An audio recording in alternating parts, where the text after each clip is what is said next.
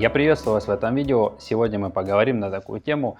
Она имеет место быть, и если вы будете знать, как не надо худеть, вы будете понимать, что точно не нужно делать для того, чтобы что-то изменить. Меня зовут Сергей. Здесь мы разбираем вопросы питания, коррекции веса, фигуры и в целом о здоровом образе жизни. Что навеяло меня снять этот выпуск?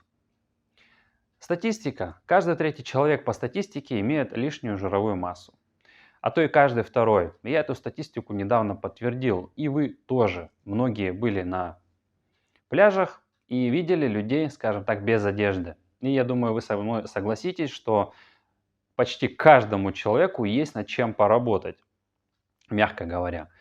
И поскольку здесь канал о здоровье, я топлю за здоровье прежде всего, вы должны понимать, что лишний жир – это не норма, и это всегда проблемы со здоровьем. Вам любой врач, эндокринолог, даже терапевт подтвердит, что если не сейчас, так потом это вылезет. Да? А если сейчас мы уже понимаем, что это не норма, мы должны что-то делать для того, чтобы повлиять на наше же самочувствие в будущем.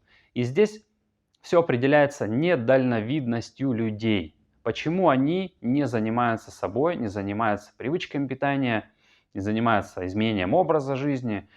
Просто потому, что они смотрят максимум на месяц вперед, ну кто-то на год. А вы посмотрите на 15-20 лет вперед. Я думаю, никому не охота повторять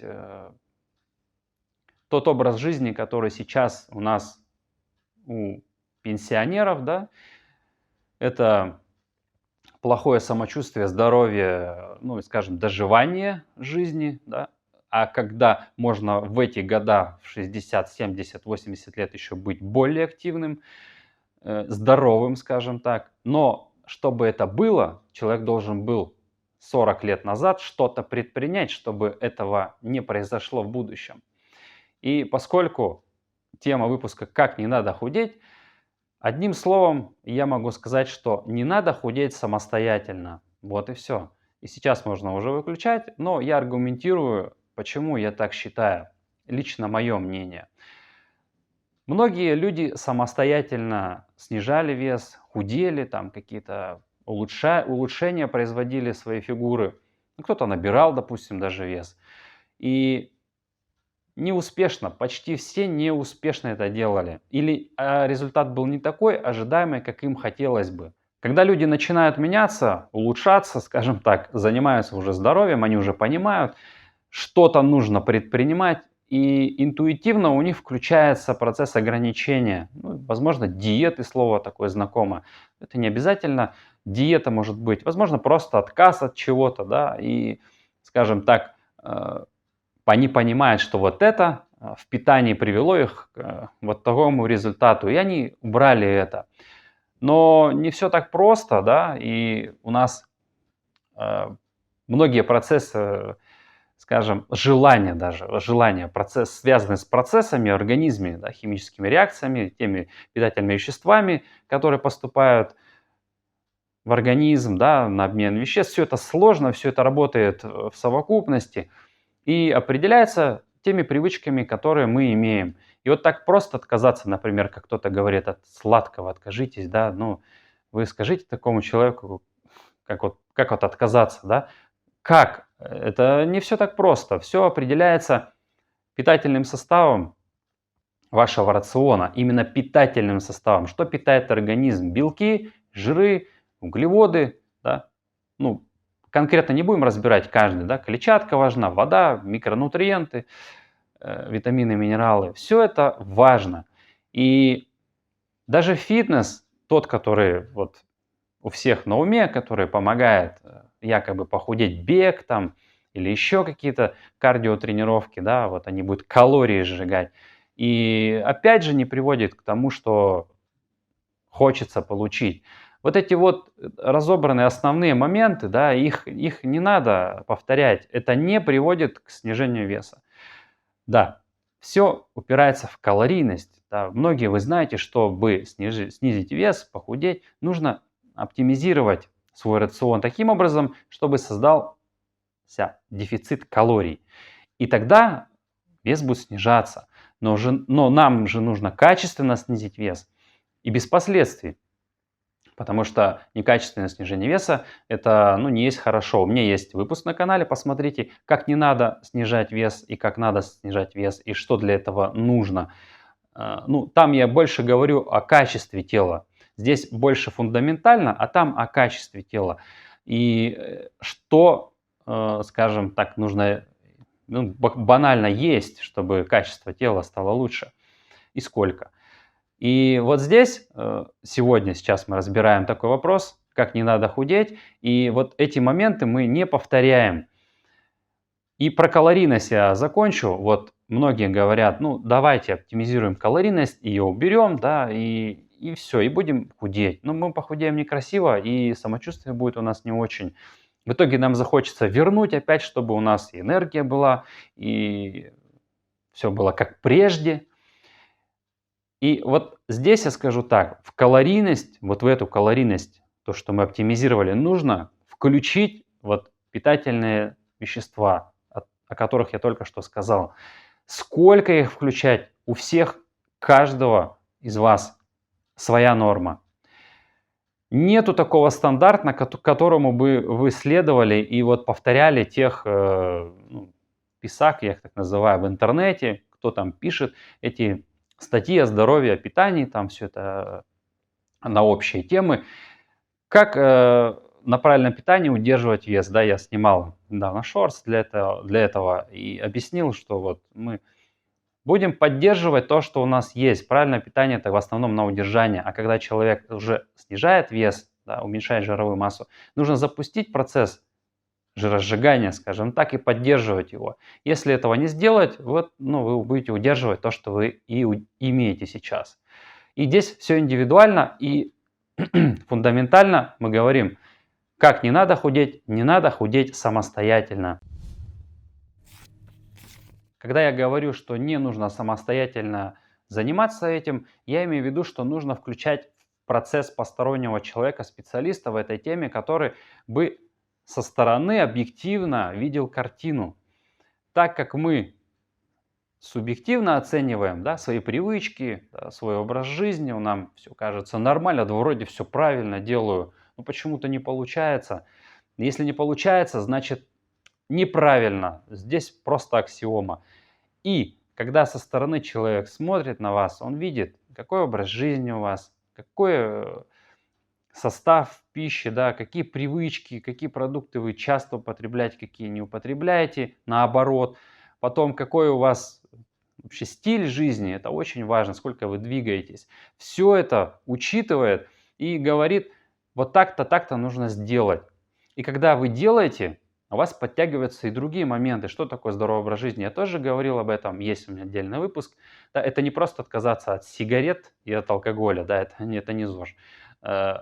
Питание, физическая активность, сон и позитивное мышление. Вот это здоровый образ жизни. Когда мы будем что-то делать, у нас будут и оказываться влияние на другие вот эти вот моменты. И все получится.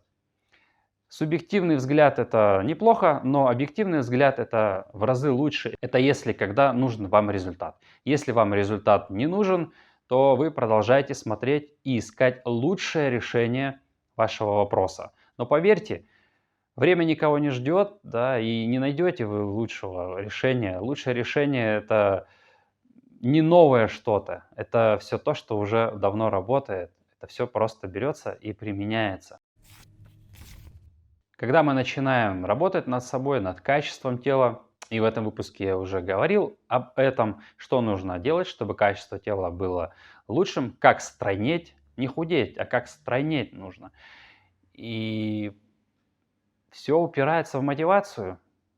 Вот проблема из проблем, уже когда процесс запустился, да, самостоятельно человек еще раз дал себе шанс попробовать, и через неделю, 2-3 у нас мотивация падает. Что делать? Когда человек не самостоятельно, со специалистом уже работает, он уже имеет внешнюю мотивацию, скажем так, не прямую там давай, давай, да, а косвенную такую, она не напряжена, вы сами даже не будете понимать, как она работает. Но это есть, это будет.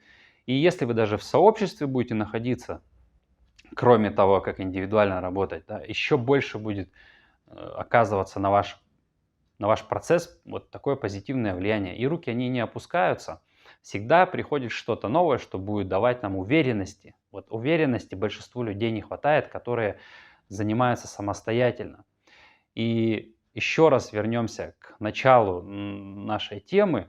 Вот, да, мы видели этих людей, да, и себя видим в зеркале, и хочется иногда, но почему-то как-то все до дела-то не доходит.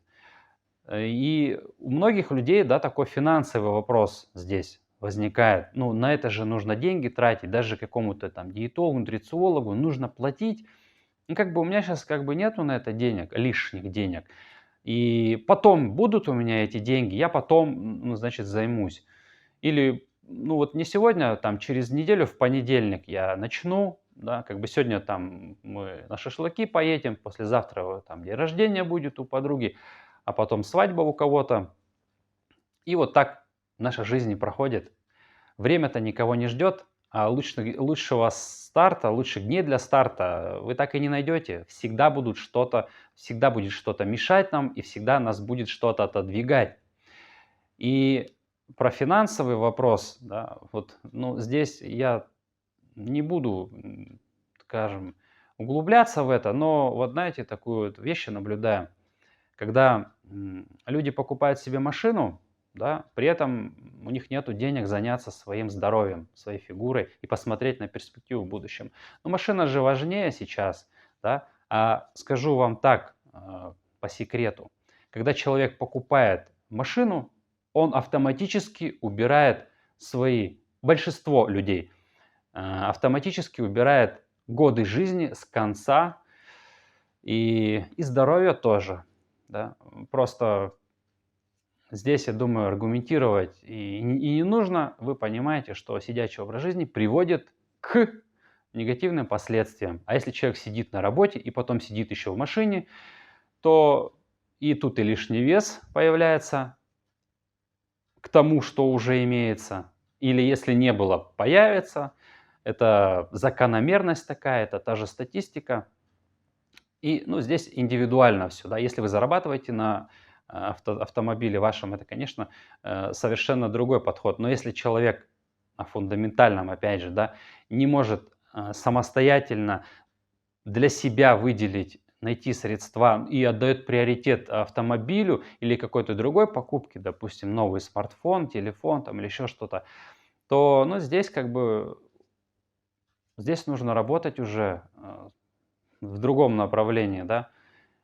И те, кто смотрит эти видео, они, конечно, как-то, ну, хотят что-то поменять, но почему-то вот пока не получается, да, не начинается, скажем так. И ничего никто за вас не сделает, только лично ваше принятое решение меняться, э, скажем, повлияет на ваше будущее сегодня, сейчас. Не потом, не завтра, а сейчас. Вот мне некоторые пишут, я говорю: «Вы когда хотите начать?» Ну, месяц через 2, через месяц, там. Кто-то говорит к Новому году или после Нового года, представьте, да. Это как так? Вот если бы меня спросили, я бы сказал: а что для этого нужно делать, а как уже сегодня начать?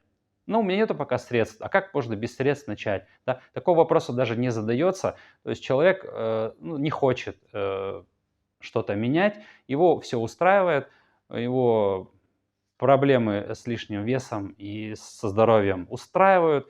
Пожалуйста, это его личный выбор. И здесь винить потом, кроме как самого себя, некого. А у нас же любят люди перекладывать вину на других.